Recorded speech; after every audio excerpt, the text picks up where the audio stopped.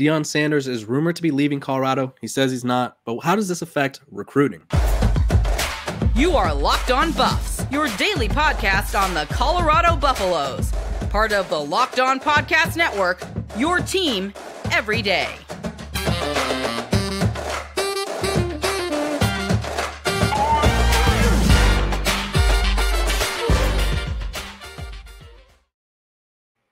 Welcome to Locked On Buffs. I am your host, Kevin Borba. Today's episode of Locked On Buffs is brought to you by FanDuel. Make every moment more. Right now, new customers can get $150 in bonus bets with any $5 moneyline bet. That's $150 if your team wins. Visit FanDuel.com/LockedOn to get started. Joining me today is our recruiting insider over here at Locked On, Brian Smith. Brian, thank you for joining. We're going to talk all things recruiting, all things Coach Prime, and it's going to get a little chaotic. Are you ready for the chaos? I am embracing it, my friend. That's all we can do. That's all we can do these days. Okay. So long story short, there's a few job openings that are pretty prominent in college football. Texas A&M is one of them. And then the other one was reported yesterday. It's not open yet, but the seat is practically going to be open after the USC game, the UCLA job.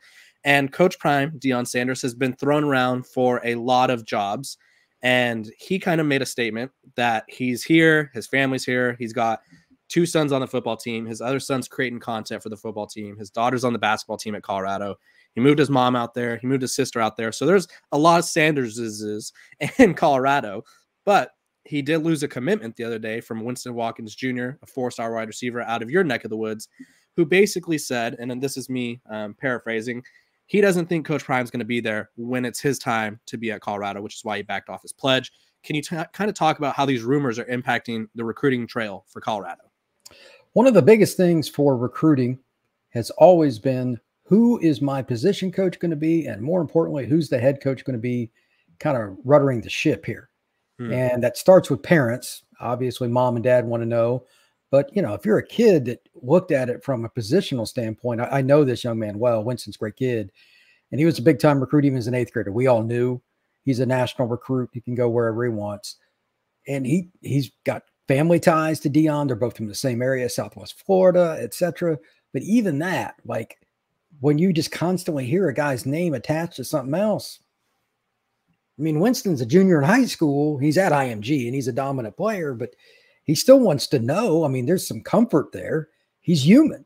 So yeah, it's huge, man, for any recruit. And he's a great example because, again, they are from the same area. They've known the family for a long time, all of that. And yet he's still decommitted. Now, I'll give Winston credit and his family. They did it quickly. They didn't do it in any kind of harassed way. They didn't like take shots. This is just our opinion. This is our comfort zone. This is how we're going to do it. Now, the question is, how many other kids that aren't even as attached to Deion, but, you know, they picked him, like they knew him and still decommitted? Like, it's a personal thing. Yeah. So that's my question. I have no way to answer that, but you'd have to think that some of the commits are like, look, this is getting absurd. He's named with everything. And part of it's just SEO, and all these different platforms want to put his name in every article to get more clicks. I get it. And he even put out the tweet, which was smart. He did it well, but he's going to be attached to everything. That's just part of the deal. The good also comes with the bad. It's part of it. It's everybody wants the clicks. So the videos, everything, they're going to put Deion in it. That's where we're at, man. So he's going to have to find a way to combat this, and soon, or he's going to have a hard time just getting recruits in general. Right. And then in theory, Coach Prime is kind of he's a candidate for every job, if you will, or at least a name to put out by every site, because everybody's first bullet point of why Coach Prime should be hired at blank school. He brings attention. Colorado was probably the most irrelevant program in the country. There was no Locked On Bus before Deion was there. I'm just going to put that out there. There was no Locked On Bus before Coach Prime was there. There was a lot of other sites before Coach Prime was there. And so him bringing in that attention, him making Colorado the most watched team, that's going to be bullet point number 1 for every single job opening. And then they're going to get to like the X's and O's aspect. And I think that's where he kind of loses his case a little bit, because right now I think we're seeing there's a lot to learn for him and his staff. Speaking of his staff, there was, and maybe this also played a role in Winston's decommitment, I don't know, just me speculating. Coach Prime, 2 weeks ago now, there's 4 games remaining in the season.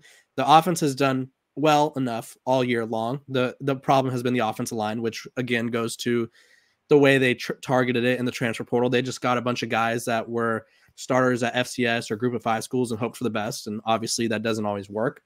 But he demoted offensive coordinator Sean Lewis, who was a head coach at Kent State, highest paid assistant in program history, him along with the defensive coordinator, and promoted Pat Shurmur, demoted another coach to make room for Pat Shurmur as well. So demoted 2, promoted 1. How do you think that affected recruiting? Because I think a lot of guys were attracted to Sean Lewis's offense. The question is always stability. Kind of goes back to our first point. People want to know. And anybody that selected the University of Colorado and then all of a sudden, wait a minute, that's not the guy anymore. Is he still going to even be on staff in a year? Yeah, it can. It can. Now, I'm sure Deion's going to, he's a seller. That guy would sell a lot of cards if he was working at Chevrolet or whatever. I'm sure he's trying to combat that. And hey, man, I'm going to do whatever it takes to put Colorado first, etc. This is in your long-term best interest. So I guess it would come down to the kid. And I'm not there. I mean, I'm not going to question what Deion's trying to do with his staff. There may have been irreconcilable differences on what they were trying to do long-term. Maybe something changed. And he's got to explain that to each and every family and recruit. So I don't know exactly, but I'm probably not as down on it as some other people, but at least initially on the outside looking in, like guys, you and I even, it's probably not the most positive. You just got to go through it. And it's a lot of extra minutia that he's got to do to get on the phone with people and some of his new staff members, like guys that moved up, guys that changed spot, whatever. They're going to have to help him a lot because they've got to pick up their 2024, 2025 high school recruiting efforts. They have to eventually get away from the portal being the prime thing for Coach Prime. And this isn't helping. So we'll see how it goes. But yeah, I'm a little concerned about it. Yeah, I brought it up a few times on the show, and I think people don't really understand how dramatic of a change that is to make in the middle of a season, especially when your offense is averaging 400 yards a game and a little over 30 points. Like, I don't care if he like literally slapped someone in the face. Like, unless he did something crazy, Sean Lewis could have at least finished out the season. There's 4 games left. There's been no dramatic changes that I've seen with Pat Shurmur. They think they had 90 yards rushing the other day, which may have been a season high. They had their first rushing touchdown by a running back since week 4 last week. So there's that. But realistically, Sean Lewis's offense was what was kind of the only strength of this team. And even if he didn't disagree with Coach Prime, that just shows that there's chaos in the program. And the last thing you want other people to, because we all know, Brian, you know this as good as anyone. I'm a recruit and I go to say, talk to school A and I'm interested in school B. School A is going to be like, you don't want to go there because they just changed all their coaches. There's not a lot of continuity there. And there's a lot of politicking in recruiting. And so I think that was a big mistake to make with early signing day a month from now, right? It's in a few weeks and we're making these kind of staff changes because now, and this is just me using common sense, Sean Lewis didn't leave a head coaching job to just signal the plays because that's all he's doing right now. He's just on the sideline signaling plays. That wasn't what he left a head coaching job for. So he's probably going to leave. The coach that got demoted, not sure what his plans are, but I can't imagine he was too fond of being demoted mid-season from an on the field role to the off the field role to make room for someone else. And then Pat Shurmur has never really had success anywhere else. So do you really want to hitch your wagon to him as a play caller? So can you kind of talk about how this helps other schools? It gives them ammunition, brother. Yep. There's an old saying, the guy that's got the most bullets in the gun's probably going to win the gunfight. Mm-hmm. Well, in recruiting, it is nasty. Yep. People, I mean, I'll just use an obvious one. That's what, you'd have to be on a rock not to know this, but the Ohio State and Michigan, the pregame handshake, will there be one? Even if Jim Harbaugh not on the field? Well, not many people probably like Deion now because it gets so much attention. Coaches are thin-skinned anyway, and you're doing all this stuff. Do you really think on the recruiting trail when they don't have to face the guy straight up that they're not going to use that against Sanders because he gets so much free publicity? They're going to hammer it. Right. Wouldn't you? The coaches in Florida, all the Florida coaches and all the Texas coaches that are like Texas A&M in Texas that never going to play him, they are going to put his name, drag it through the mud and be like, you don't want to go there. It's a chaotic there. And even I've talked to people around the program and there's a lot of confusion in the building, is what I've been told. There's been a lot of confusion as to what's going on in the building. And so not something that you want to hear with early signing day rolling around and kind of a big moment for a program who needs to rebuild. We're going to talk about that 2024 class, but first I need you guys to know about our sponsors over at eBay Motors. Passion, drive, and patience. What brings home the winning trophy is also what keeps your ride or die alive. eBay Motors is everything you need to maintain your vehicle and level it up to peak performance. From superchargers, roof racks, exhaust kits, LED headlights, and more, whether you're into speed, power, or style, eBay Motors has got you covered. With over 122 million parts for your number one ride or die, you'll always find exactly what you're looking for. And with eBay Guaranteed Fit, your part is guaranteed to fit your ride every time or your money back. Because with eBay Motors, you're burning rubber, not cash. With all the parts you need at the prices you want, it's easy to turn your car into the MVP and bring home that win. Keep your ride or die alive at ebaymotors.com.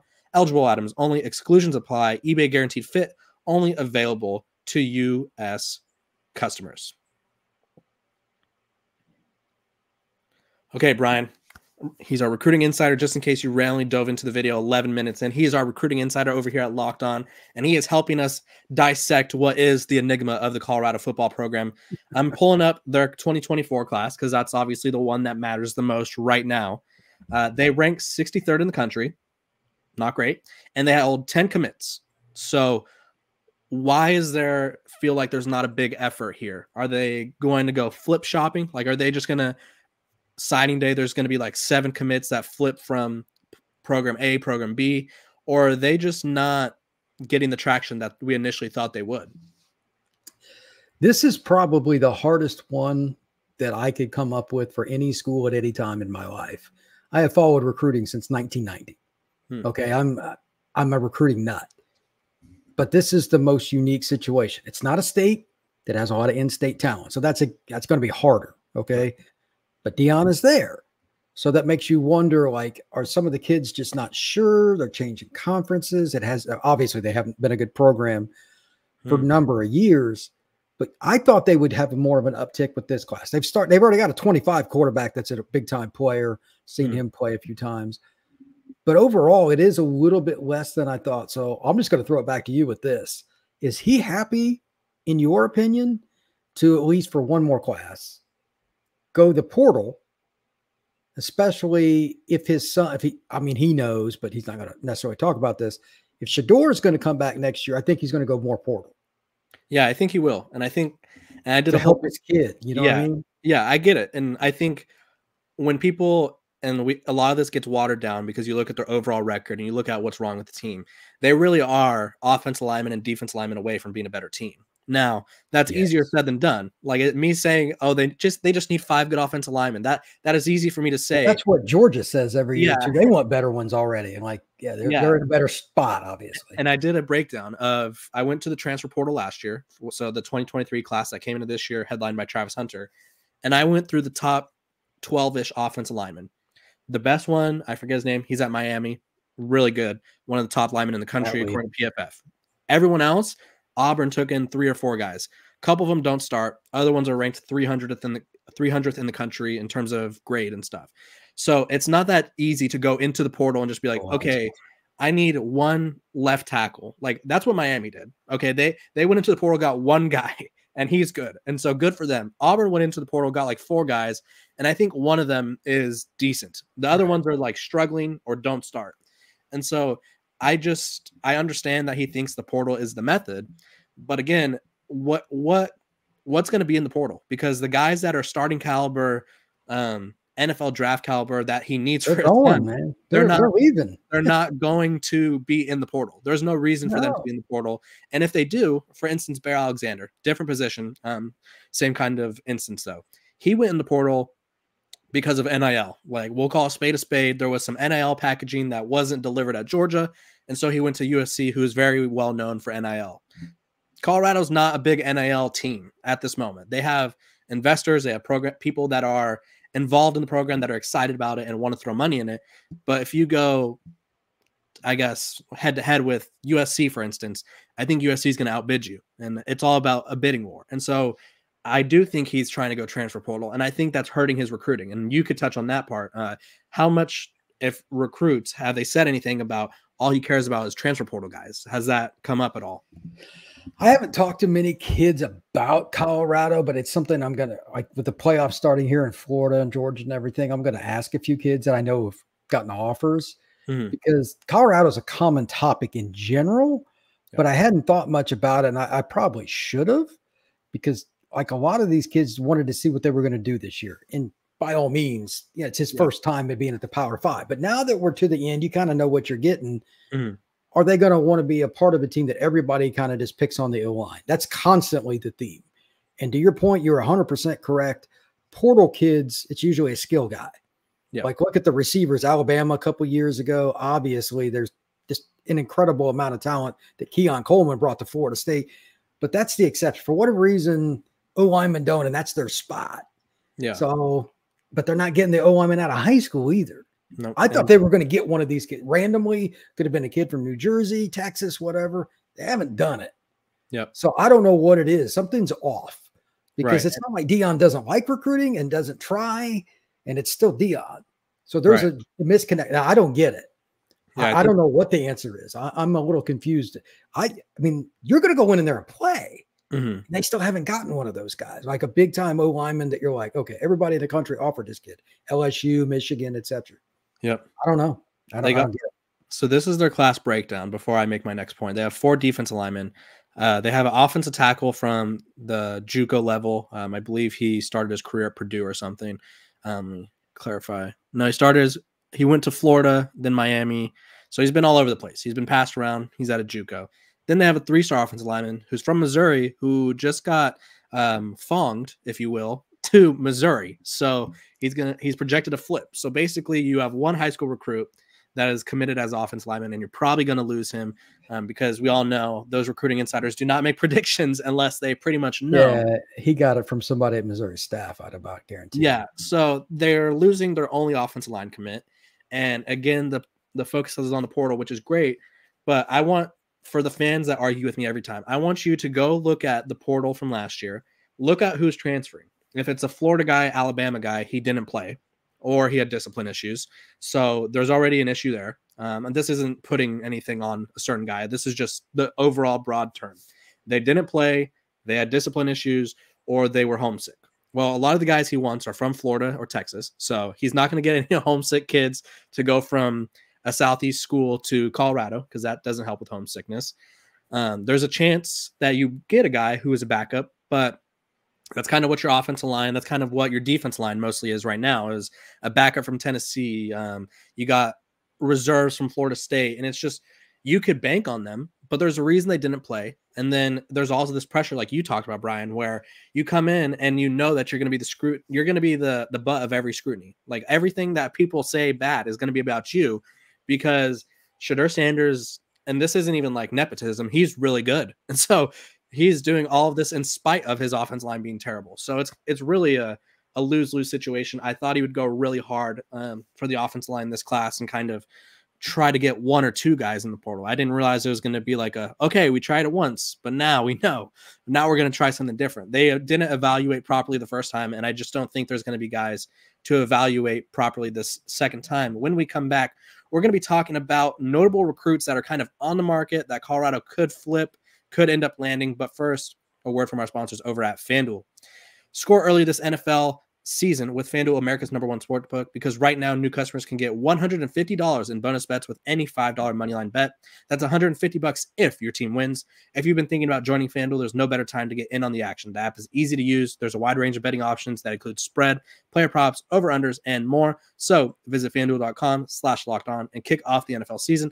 FanDuel is the official partner of our good friends over at the NFL. Okay, Brian, we are talking Colorado recruiting. It's not as pretty as I thought it would be. And I say this because Coach Prime's on the job for about a cup of coffee last year. He gets hired from Jackson State, and all of a sudden he's got guys flipping. Winston Watkins, I don't even know if they had any a lot of contact before that. Commits like the day after. He put together a top 25 class in 10 minutes. And so I was like, okay, give him a whole calendar year, and they should have a top 10 class, right? That was the transitive property at work, my favorite property, but it's not working in that way. So I'm going to look at some guys who are not currently pledged and Colorado's was or currently is trying to be in the mix for.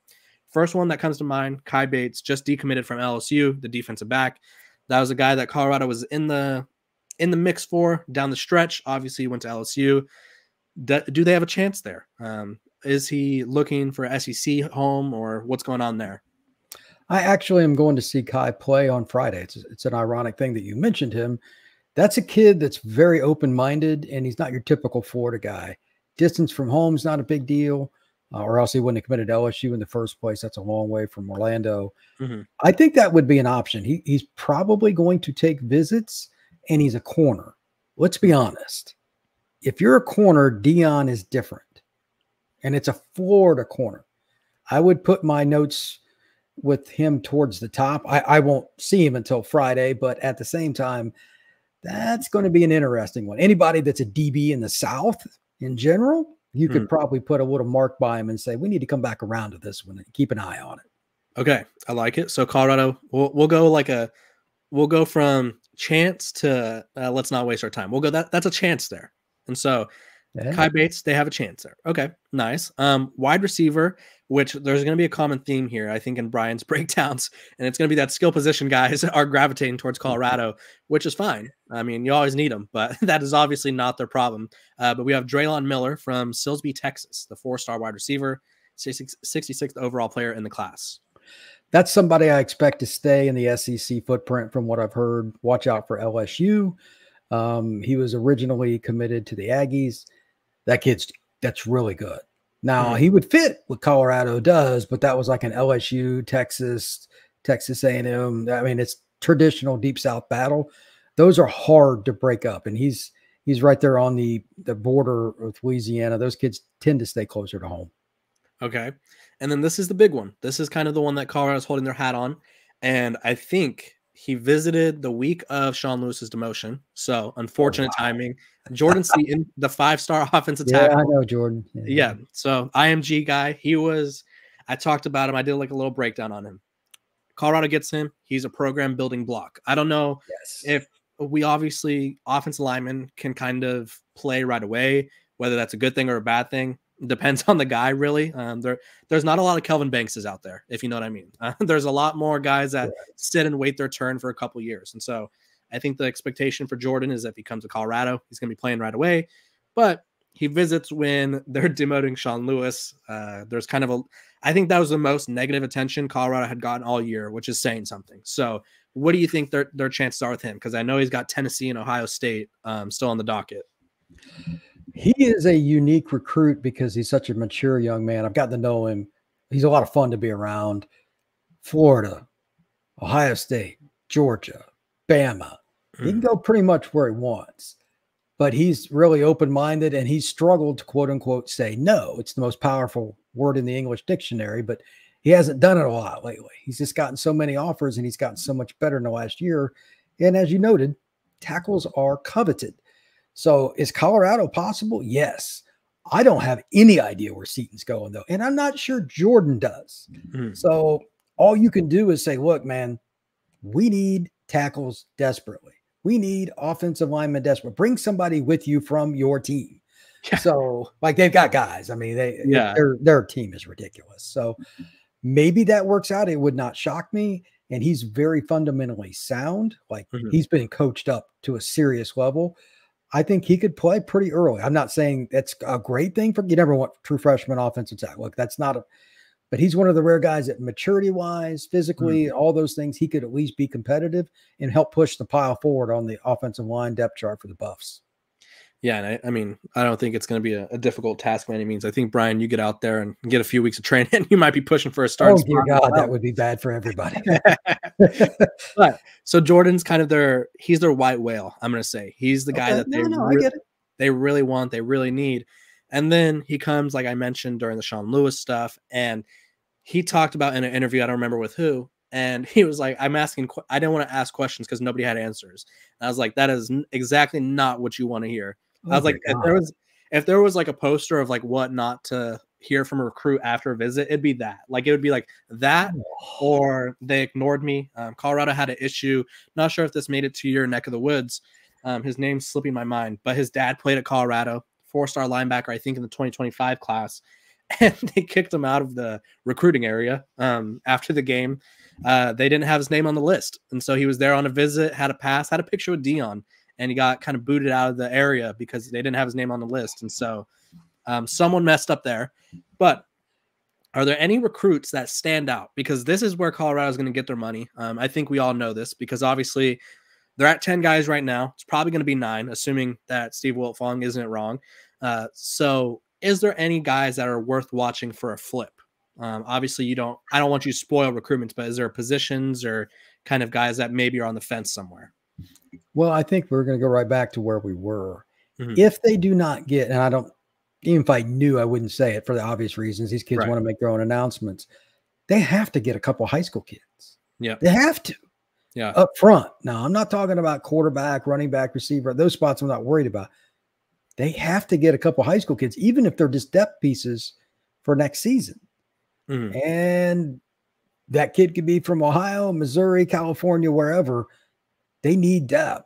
As far as specific guys, I don't know. I've just talked to so many kids that are interested in Colorado, but I'm not sure they knew what to expect. So, again, as I go through in the playoffs, I'll know a little more. We get into like second week of December, about a week from signing day. I'll come back on here and we'll have better information. But what are the odds they don't flip a big time receiver or running back or something, or get one? You know, it could be somebody's not committed to a JUCO kid, whatever. Deion looks at things differently, and do not discount somebody coming from the historically black colleges also transferring in, because there's a lot of good players in that level. So they're going to find a way. It just may not be conventional, but Deion will find talent. Yeah, I think it's going to be far from conventional. I'm looking at so on 24/7, they show everybody they have offered. Not sure how updated it is, but says they've offered 34 tackles. There's currently one from Florida named William Roberts who's not committed from Aquinas. And then there are 2, 3, 4, 5 total who are not committed. The rest of their targets are all committed. So no, it's not good. There's a lot of flip work to be done. And I think the biggest battle that comes from that I think Deion Sanders is going to face is he's targeting Southeastern footprint guys, and a lot of those guys just want to play in the SEC. Having that patch on your jersey, it means something. Yes, it means that more likely than not, you have a chance if you play well, you're going to the NFL. That's kind of what it means, and that's everybody's goal at the end of the day. So they have guys that want to play in the SEC. He's not in a prominent location for anything. Like, I went to Boulder for the spring game.